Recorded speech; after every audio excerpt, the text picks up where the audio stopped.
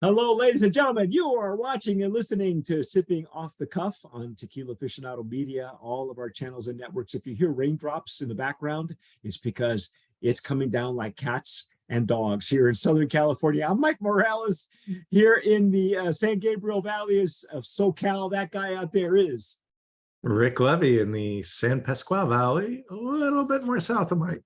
Yeah, but just as soggy, I think. Probably even atmospheric more so. River. That's right. That's a new term. It's a new buzz phrase. An atmospheric river. I grew up here in Southern California, never heard what the hell. You know, I had Dr. George Fishbeck as our meteorologist, and he was a professor. He was a doctor. He was a meteorologist. Never heard the term atmospheric river. Never heard of it. Never heard of it. So anyway, but it's good news for us, because especially if you live in Mammoth, you are snowed in, or Big Bear. Hi to our friends in Big Bear. I hope you survive. They can't see us. Their internet is out. Their internet's down. Those poor people. Oh my God. Anyway, folks, I'm getting ahead of ourselves. We are tasting and dissecting the Tierra de Acre. Well, you're holding the Espadín, but I got the wrong one. This is number 4 for us, so I'm feeling pretty good. That's number 4. We love the packaging, the design, what they did with it. It's very. We love this little reveal here. This magical little thing going on. That sideways label, the way it's put on. Again, not a slouch. All of these were winners in 2020 at the San Francisco World Spirits Competition. I believe this one's a gold medal, isn't it? Is that gold? Wow. That's gold. Okay, so this is Cenizo. It's another type of agave. And I was talking to Rick off camera. I said, the only other Cenizo I ever had was from Durango. And he goes, yeah, that's where this is from. It's like, okay. So, and it's in Durango State. It's known for this type of mezcal, but also for sotol. They also do sotol there as well in Durango, if I'm not mistaken. And they're both the sotol and the mezcal are really hard to get from that state. And Rick was looking at a map and he goes, you know, Tierra de Acre has its own resort. There's a resort in Cabo, correct? Mm-hmm. You said it's within the same latitude as it's sort of like if you follow the latitude line across from Cabo to the mainland, you hit Durango, right? If I'm remembering correctly. I looked at this when this line first came in, but hopefully I'm not making a fool of myself here. Do I need to bring up the map? I don't know. Do you feel the need, the ACDC to the ADD that can bring it up? We were talking about Rick dissected the Tazo Jarrito, which is our official glassware for mezcal and for tequila, and he actually did the breakdown, the scientific breakdown, and we were talking. He was talking on camera that you don't want to follow Rick down that rabbit hole because you're never going to come out of there the same person again. But so it doesn't surprise me. He's got to look at the topography and the map and Google Docs. All right. There it is. Look, check it out. We got Cabo over here, and you follow over and you hit Durango. I'm vindicated. There you go. So it's on the same latitude and not longitude, but anyway, latitude. I am going to pour my Cenizo in this is a Glencairn Canadian blended whiskey glass. You don't need a whole lot. I think I overpoured. That's not a Glencairn. Yes, it is. It's a Glencairn Canadian blended whiskey glass. This is the blended whiskey glass. It doesn't have doesn't have the foot to it. No, this is a Glencairn. Right. I know as my first Cenizo, I am pulling out the extra special prototype. Oh, Mezcal Hristov. Oh, that's the one with the thick bottom glass, which got the real thick butt on it. It's probably one that I used when I was doing that initial analysis that is apparently all over the place now. I'm still using the prototypes that were sent to me by the original designer, Romeo Rustoff, who has since passed away. I did interview his son for Open Bar, Thomas Rustoff, who's continuing to maintain the jarrito and the glass idea. but he's also going to college. So the kid's got a lot on his plate. If you haven't seen that interview, check it out. It's the open bar with Thomas Hristov, and it's Hristov. He and his father were very close, and he's going to maintain and continue his father's legacy of glassware. So that's where you can get these Tazo Jarritos. I need to get a new set anyway. I'll probably wind up doing that sooner than later, but I'm still using the prototypes. I'm not using the thicker base. I have one like that, but those are the ones you and I were using to begin with. You know, when we were first tasting the mezcals, because Rick kind of cut his teeth on mezcal with sipping off the cuff. So, but this glass was was sent to me by the North American rep for Glencairn, Martin Duffy. And so I know that that's what this is. And honestly, I found it really useful for mezcal.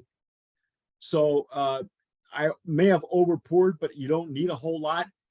It's just, you know, anything over 45 ABV or 40 ABV, you need a much wider mouth surface. So I found it superb with just a splash. And this is more than a splash because it's cenizo. So I believe it. The geometry of that glass looks like it'd be great for this. Oh yeah, no, you'd love it. In fact, I need. Oh, look at the legs and tears on this. Wow, beautiful legs and tears right away. And you know what else I noticed, Rick? Instant bubbles. And every time you do this, every time you swirl it, more bubbles. At least in my glass. Yeah. Look at it. There it goes. Another pearl just showed up. None of the other three did that. Okay. Oh. Okay. So this one's from a different maker than the other three that we reviewed. This one's from Jorge Burciaga in Durango. Now, if I recall directly, the Cenizo that I had, the first one and only one I've ever had, was a bit more, had more of an ash quality to the nose and the flavor profile, like ash as in like forest fire ash or wood ash, you know, like a campfire ash, which is why they call it cenizo, because in Spanish the word cenizo is ash. Oh. So I'm not sure if that correlates, but I'll dig some more into it. All right. So the wood ash smell is probably better than the burning rubber smell. Right? Oh yeah, no, of course. No, I was really surprised at that first one that I ever had. This one's got more, to me, on this glass, more of a cheesy kind of a nose to it. Yeah, like a malolactic. Right. Yeah, it's got like a Romano cheese or Parmesan. Mm-hmm. Yeah, not a bad thing, folks. It's not a bad thing. That just means the fermentation was done right. Yeah, but you know, I'm getting herbal and grassy notes as well. You know what was interesting is I don't recall when I cut the seal off of that. It might have been just right before we got online, and I can see it pushing this was a synthetic cork instead of the other three are more of a composite. This was synthetic, and it's pushing the synthetic cork up the neck of the bottle. It's opening up on its own. I don't know what that's all about, but see, now I'm getting some fruitier notes on this, but that first top layer is like all cheese. Yeah. And it's a subtle cheese, folks. It's not like, you know, you dropped some Kraft Parmesan on your spaghetti or anything. Although this would be right now, I could say with the nose, great with a plate of, you know, Olive Garden spaghetti or something. I don't know, with some pasta. And yes, mezcal food pairing is a thing, ladies and gentlemen, and not just with Mexican food. What are you getting, Rick? Come on, tell me. I want to hear. Everybody's heard what I said, but just what are you getting?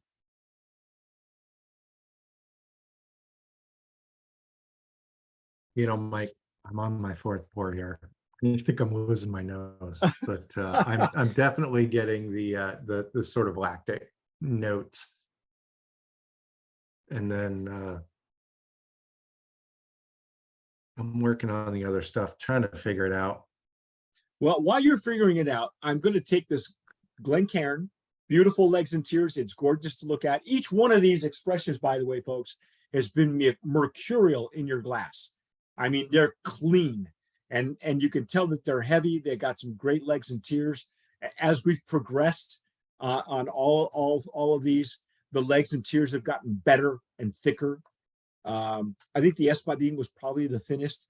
This one's got some thin ones as well, but they're clingy to the glass. And what I like about this one is the pearls, the bubbles. I mean, every time I swirl this, I get a bubble that pops up, and I love bubbles. These guys will tell you I love shampoo bubbles. Oh, I'm getting mint. I'm getting mintiness. I'm getting that now too. Oh, wow. It went from cheese to mint. That's crazy. I love it. I had to do the thing where you sort of clear your nose. You have to reset your sniffing your inner arm. Yeah.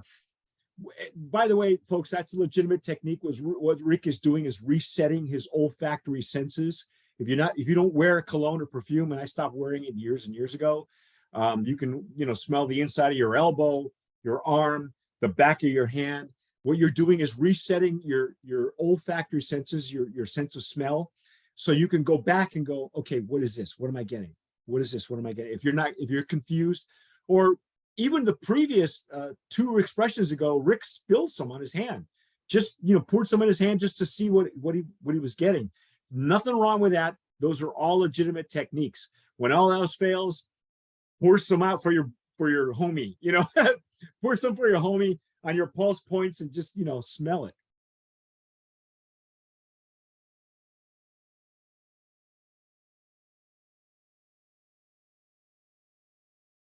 Yeah, that malolactic is really the characteristic. Yeah, it's the primary character. It's almost like the Tobola. The primary characteristic. I'm getting a little bit of a toasted, a little bit of a toasty kind of scent. It's very pleasant, folks. None of this has been off-putting. From the cheesy, which is malolactic, and there are some tequilas now that are coming across that way. Chances are this was also macerated with a Taona. I will check to make sure, but I'm ready to dive in, man, because I'm so. Hey, here we go.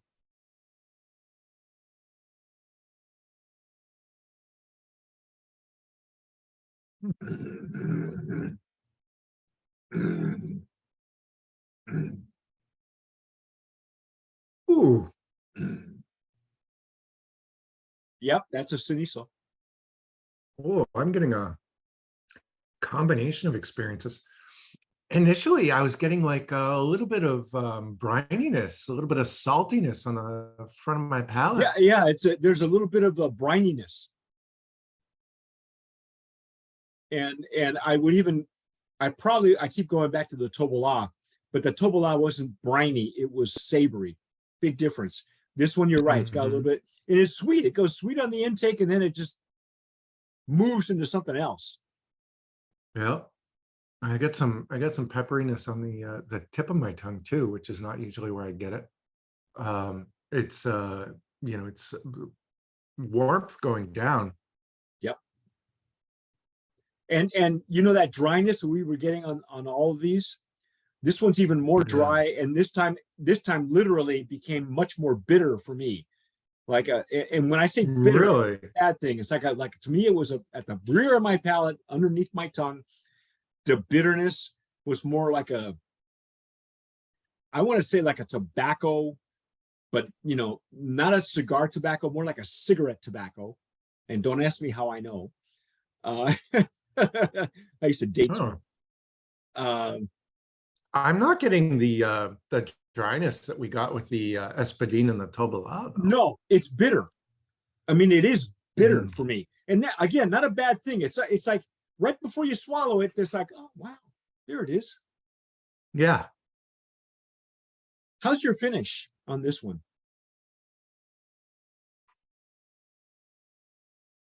it's finishing warmer, but probably not terribly long on the back end. I'm getting some, lingering flavor on the palate, but it feels, fairly short, right? Yeah. Um, as aggressive as it goes in, and as aggressive as the nose is, I'll call it aggressive because it is really it really lets you know what it is. Um, the finish is medium to short. I think the Yeah, Topola, no, the Tepestate had a nice long finish. Even the Espadin didn't have that finish, and of course the first three were from the same master mezcalero. This one's from somebody else with a whole new different plant in a whole new region. So the and the brininess that I got is now making me sort of revisit the aroma, and I'm wondering if maybe I'm getting like a hint of maybe dill or well, maybe yeah, that's fennel. briny. That's the brininess. You're getting Yeah, dill, uh, you know, dill, but not dill pickle. You're getting dill, right. which is different. Um, yeah, this is a savory in a whole different way. It's kind of like a sauerkraut, you know, um, kind of like a I can sauerkraut. see where you're going with that. Yeah, right. Remember I said at the beginning it was cheesy, and I thought this would be great with pasta. Now I'm going, no, this would be great with like German food, some sauerkraut. Yeah. Oh, I'd eat this with sausages. Yeah. Yeah. Oh, now I want some brats. Food pairing here on sipping off the cup without even trying. This is the beauty of mezcal, though, folks. It's because it's every maker, every region, every brand is not going to taste the same for you. Like Yeah, it keeps Rick's changing. jam is Tepestate, but this is his first Cenizo, and like I'm thinking you're pretty convinced that this is right up there with your Cenizo or your Tepestates. I think you just start looking, and they're Well, not I that don't know. There's many. a special place in my heart for the tepestate, but this is no slouch. No, this is really, and I'll have to say, I think it's even better than the original Cenizo that I had because there are more layers to it. Um, Yeah, you know, it, Granted, that first one, I'm not saying that the first one was bad. It's different. Again, different maker, probably different little region in Durango. Not that many places that make it, not that many guys that we know of that make it. And wow, this one's got some really nice layers to it, though. It's not one-sided. it does. Yeah, there's a lot of a lot to pick through, especially on the palate.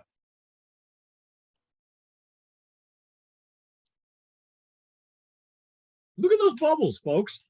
And it If you has can see that on my there's this really interesting sweetness to it on the intake as well.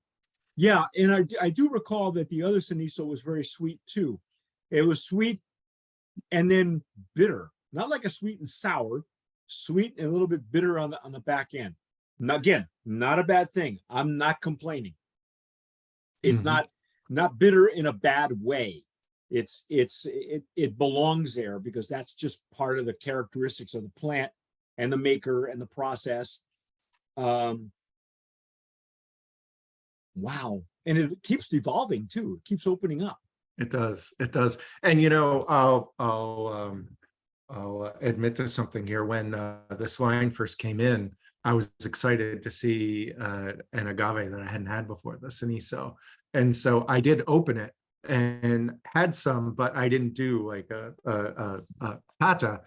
Um, and I was getting, the reaction I was having was like sort of, grassy, herbal, and rustico. And I'm not sure if I'm not having the same experience this time around. I'm not sure if it's because the bottle had had a chance to react with air since it had been opened. It's developing in the glass here. Well, I say the same thing when I do tastings with our other TJs. Sometimes, depending on my mood or depending on the brand, if I've been chasing it for a long time, or what I have open and don't have open, I will get into a bottle that I normally that's waiting in the queue to do a tasting with one of our TJs. So like when we finally come on camera, I'll admit I opened it. Sometimes I'll show the bottle has got half of it's gone, right? Yes, half gone. But I don't do it like Rick says. We don't do a kata. We don't take the tool shed, the toolkit out until we do this on camera. So generally, I'm drinking it in a snifter, whether it's a mezcal or and so you're not going to get all the nuances. You're just not. Now, when we do this for work, I was probably sitting in a recliner with a slice of pizza or something. Yeah, exactly. He's like pouring it on his pizza, going, "This is awesome." He's like I said, you could bring home a doggy bag from Olive Garden and just go, "Wow, this is really good." But see, that's the idea, is when you start really dissecting, you're going, "Wow, this would be great with German food. This would be great." See, food pairing doesn't have to be just Mexican food, and even Mexico has a huge history of being very cosmopolitan. You've got Arabic food, and you've got Jewish food, and you've got Italians, and you've got Germans, a big German population in northern Mexico, big German influence. So it doesn't surprise me that a lot of these will pair nicely with other cuisine. And this one to me goes down a bit heavier though, Rick, like it's got more substance to it than the other three. And I'm not sure if it's the plant, or it could be just the plant, maybe from where it comes from. It's not an. Yeah, I can see that. I don't think that Durango is an over farmed terroir right now. I think people are looking at Durango more for sotol than they are for mezcal. When they discover that the mezcal is actually,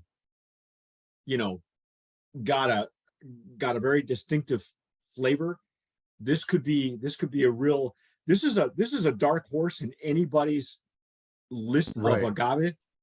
Yeah, I think it's definitely something I'm going to be keeping in my mind, because it's something that will behave a little bit differently, whether I'm thinking about pairing it with food or doing some kind of mixology. It's like I've got a whole other crayon in my box now to color with, right? Yes, I agree. Now here's the thing though, if you were to, I think the flavor profile and the aroma are so complex on this Cenizo. What would that help or would that hinder a cocktail, a mixologist? I mean, is this? Yeah. I know you like a challenge, but there's some challenges where you go, it's like asking a chameleon to jump into plaid. The chameleon just won't do it. I'll turn green, I'll turn blue, I'll turn brown. Don't ask me to jump into scotch, because that ain't gonna happen, right? So yeah, I might be more inclined to go a little bit more herbal with this. Like I could see myself muddling some herbs with just some carbonated water and maybe a touch of honey, or something along those lines. No pickleback. No pickleback. I don't know. I think that there are some, not that there's anybody, or you could take a martini glass, pour this in and drop an olive and call it done. There you go. See, that's what we were talking about with Ricea, when Alex is he's got a side business, he's got a side hustle where he actually does cocktails as his jam. So he's my cocktail guy. Whenever I go out with Alex, it's okay, Alex, what cocktail should I have? Because it's generally when you go to a food dinner, like we went to a partita dinner this week in LA, and generally they'll give you a food pairing, but with cocktails, and then they'll and then of course they're the line of tequila. And He's my cocktail guy because I don't make cocktails. You're my cocktail guy. So if anybody, I'll rely on you guys to tell me what cocktails should I have. Or Jim. Jim is another cocktail guy, but more toward the bourbons and the aged spirits. And Alex always says, give me an old fashioned. To him, that's his acid test. But when we were talking about raicillas, he said the same thing. He said, you just put an olive in this one in a martini glass and call it done. So get like one of those cheese stuffed olives. Yeah, exactly. Oh my God. Yeah, because see, to me, because I'm not a cocktail guy, I'm looking at these and would do the food pairing, right? Because that's why I say great with German food, I think. And Rick just said he'd love it with sausage on Oktoberfest. I'm thinking Italian food. To me, I think that the agave, especially the mezcals and raicillas, lend themselves more to food pairing than maybe some tequilas. Some tequilas you're reaching for. You really gotta, especially when it comes to the sweeter tequilas, the desserts are easy. But when it comes to the food, you really have to have a solid tequila, because they don't have the kind of character that a mezcal would have. Right. And they're not supposed to. So it's a more delicate spirit now. Well, yeah, it's not like it was when you and I even started doing tastings together. Look how things have changed. You've been with us, what, 7 years now? I think you're the most senior of all of us. After Alex. Yeah, after Alex. You and Alex are the originals. Yeah, the 23 years. But then I started helping out. You were the first one that came on board, and I think you had a whole year under your belt before we brought in anybody else. So I think you've got 7 years on everybody. And you weren't even tasting mezcals when you and I were together until just as you progressed. Yeah, when I first started doing critical tastings of tequila, I thought, okay, let me check out mezcal. I think the first mezcal I had, I was on vacation in Key West in a tequila bar, and they gave me Vida. They gave you Gusano Rojo with a worm in it. It was Vida. And that's good. It was Vida is a blue agave mezcal made out of Zacatecas. Yeah, it was. I was completely turned off by the smoke. Oh, so it was more traditional, because there are mezcals coming out of Zacatecas where they're making it like tequila. In other words, they're using an autoclave. It's blue agave. The majority of the agave they're using in Zacatecas is blue, but they make it like tequila, but they can't call it that. So, they call it mezcal. There are other ones in Zacatecas that make it like mezcal. They'll roast them underground and they'll do all that stuff too. But the plant that they use is blue agave. You didn't care for it? Yeah, no, I think it was Del Maguey Vida.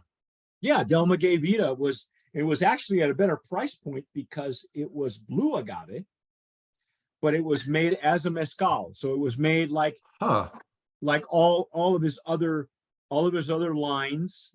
I think that was the last one that Ron Cooper, who's a friend of Tequila Aficionado and my longtime friend and mentor, he was the one that introduced me to mezcal out of a plastic bottle. Ron, unbeknownst to me, a long story, but unbeknownst to me, he was a neighbor of mine in Taos. I lived in Albuquerque and he lived in Taos, New Mexico. And he introduced me. He was the only one bringing mezcal into the United States at the time. So he's the godfather and grandfather of all the mezcals we're tasting now and in the future. And right behind him was Scorpion. And you and I did a full line of Scorpion mezcals and a Scorpion as well, his other line. And I think, didn't you and I do the Sierra Norte, the whiskeys also? Right. Yeah. That whole line, I'm telling you. Yeah. Well, that was the line after my first experience with Vida. It was the Scorpion that brought me back in. Well, see, the Scorpion, I'm telling you, So, and now look at Rick now. I mean, he's I know, and I'm just all about the mezcal now. It's like when I'm making myself a drink or something at home, it's gonna have mezcal in it. see, there you go. Yeah. Do you float? It's do you float stuff changed me. Do you float things in a So I'm cocktail? doing this thing now. I've been working on a new thing, and I'm the only one that's had it so far. I haven't shared it with anybody, but I have this mix that I make that is it's usually like 5 different things. It's got like orange, lemon, lime, prickly pear, and I think I put some of my pomegranate in it. And Oh wow! this is all, So you it's know, got this is all all stuff that like grows here in the neighborhood. it's got all the antioxidants, folks. Yeah, and so I'm taking that stuff, and it's like I do some agave nectar, and so I was using that as like I was adding that to my palomas when I have a paloma. So what are you using? Is it syrup or is it as a juice? What do you do with all that? It's a so Wait, it's wait, a wait, it's and let me back up before you explain. What are you doing with it? Who gives you prickly pear juice? I grow my own prickly pear here at Okay. my house. You're a sick puppy, first of all. I You know, I you gotta harvest have I spring harvest break. prickly pear and But you gotta get- pomegranate here. Yeah, but you gotta get And then you gotta from the get special neighbors, I gloves. get the orange and the But you gotta Yeah, get I you gotta use- get special gloves to I remove all use the spines tongs. and stuff. You I got all that use stuff. tongs, and I'm putting the tong. I pick it with tongs, and then I'm putting them in a wire basket that I'm washing them in as I'm like rolling them around in the wire basket, Yeah. and that takes off the spines.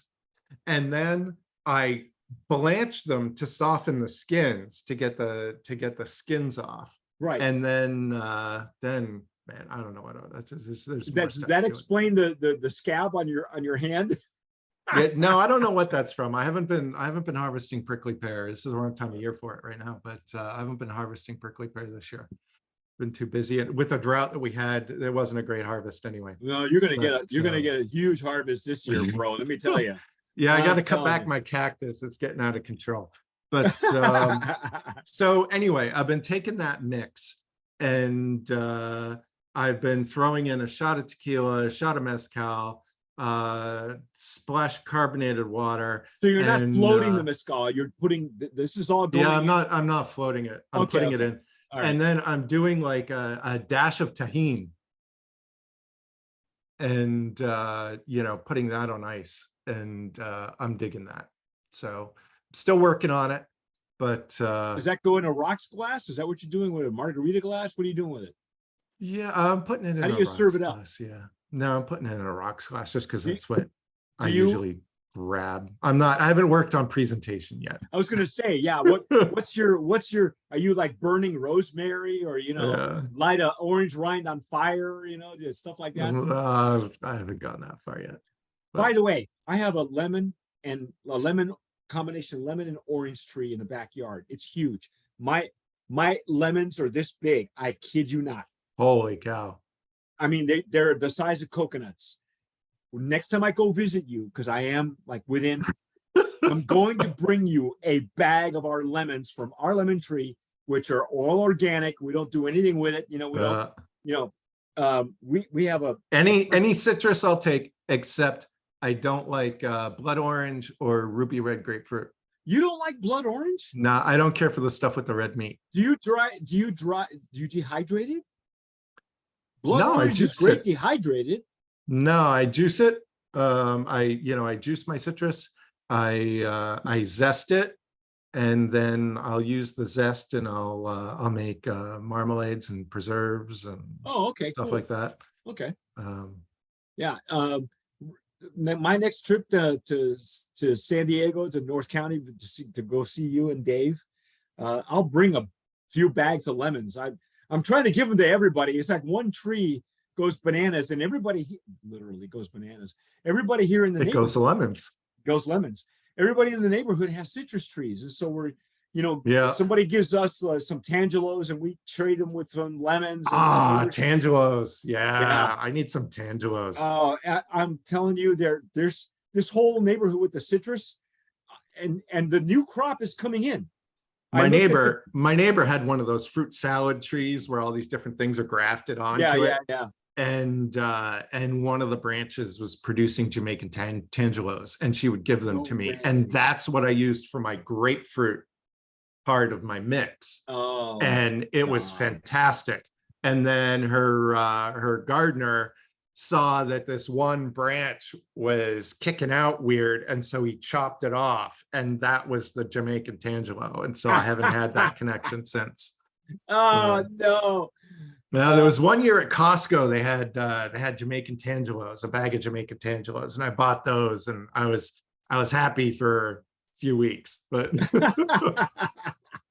Well, there you yeah. have it, ladies and gentlemen. We're just sharing some recipes with you. I know that it kind of went long in the tooth here, but you know what? That's what Cenizo and Mezcal does. It This is inspired us. Cenizo. It inspired us. Wow, brand of promise nominee. It's I gotta say, this one, I didn't think it would be cocktail friendly, but after talking with Rick just in the last 5-10 minutes, I can see you doing this with some of those cocktails. But Yeah. the cocktail has to be, one, fresh ingredients. Two, it has to be complicated. It has to be one of those with a lot of prep work, or it's gonna fail. I would imagine next time I go out and see you, I would imagine that this, with that mix that you talked to me about, and maybe a little bit of presentation, maybe a Oh, dry. I don't know if orange. I would use that mix with this. Well, all I Like can say this, is I'm thinking, I I'm know thinking a food glass pairing. with a sprig of rosemary or Okay, something. rosemary, that's another one. But so you Yeah. can light your rosemary. You can smoke that rosemary. Yeah. Sage would be interesting. Mm-hmm. A white sage, not a sand sage. There is a difference, folks. I know, because I lived in New Mexico. I had both. Rosemary, sand sage, maybe a jasmine if you can get it to grow right. Yeah, you're right. I think the herbal, this would be like herbal essence, and then you shampoo your hair with it. Anyway, that's our take, folks. That's a brand of promise. Hey, before we go too far, we got a price point on this. Tell me. So they're recommending this at $49, which I think is What? fantastic. What? Yeah. See, and off camera, Rick asked me what's our sequence in this, because we generally wanted to go into a sequence where it doesn't impair our palate, our taste buds. And I said, well, having had the Cenizo once, I said it's a little bit bolder, it's different. Let's wait until the end when we had the rest of the ones that we're kind of used to, right? And it turns out that this is the one that should be priced at the price of the Tempestate because of the complexity. And it's like it's priced like the Espadin or the Tobolan. Really? Like the Espadin. Well, it's like the Espadin, the Tobola is the so I don't know, with the Cenizo, is this it's a wild harvest too? Of course it is. It's the actual name, I think, is Jesus. I know, and it's a Duranguensis is the name, is the actual the nomenclature that I'm looking and 14 years to maturity. This is like a value mezcal for this. Wow. Valle Florida is the village. Jorge and David Burciaga, which got to be a father-son, in Durango. Ladies and gentlemen, I got to tell you, Durango, if you're looking for a really unusual mezcal at this price, that's crazy. Yeah, you got to pick this up. That's like, and so this is the double gold medal winner at the 2020 San Francisco World Spirits Competition.